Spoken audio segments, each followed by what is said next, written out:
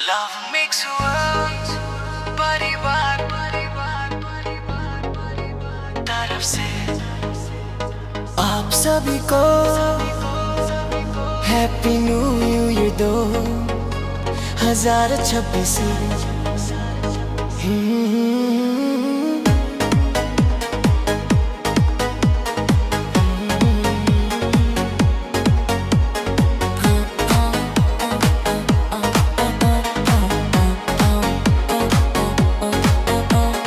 नया साल लाई, खुशबू लाई, दिल में नई उमंग भराए, तोरे संग जिए के सपना आज फिर से सजाइल। बीते लम्हा कहानी बन गई, आने वाला खास लगे, तोरे हंसी के उजाला में हर अंधियारा पास लगे। हाथ में हाथ, नैन में नैन, आज कसम नहीं खाई। 2026 के हर सवेरा तोहरे नाम लिखाई। रेग लव मिक्स वर्ल्ड परिवार की तरफ से हैप्पी न्यू ईयर 2026। तोरे संग नाचेला चला जिया, हाँ प्यार में डूबे हर एक पल हर एक लम्हा जी। लव मिक्स वर्ल्ड परिवार की तरफ से।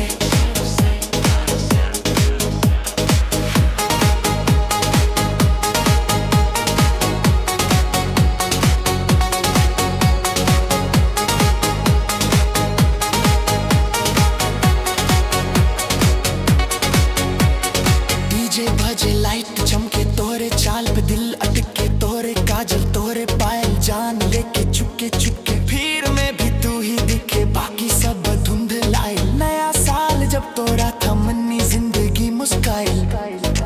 साथ निभावे के वादा आज खुले आम करेला।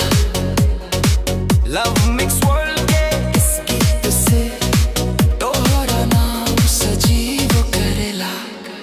रख लव मिक्स वर्ल्ड परिवार की तरफ से हैप्पी न्यू ईयर 2026। तोरे संग नाचेला चला जिया, चल प्यार में हर एक पल हर एक लम्हा जी। अगर कल में आ जाए डर, तोरे आंचल छाँव बने। नया साल नई राह सही, प्यारी ही पहचान बने। डीजे बोझ बुरी बीत बजा दे, वाइब बुजुर्ग सबके दिल हिला दे। New year 2026।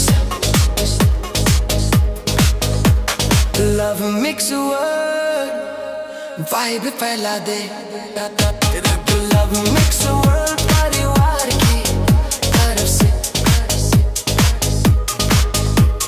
Happy new year 2026।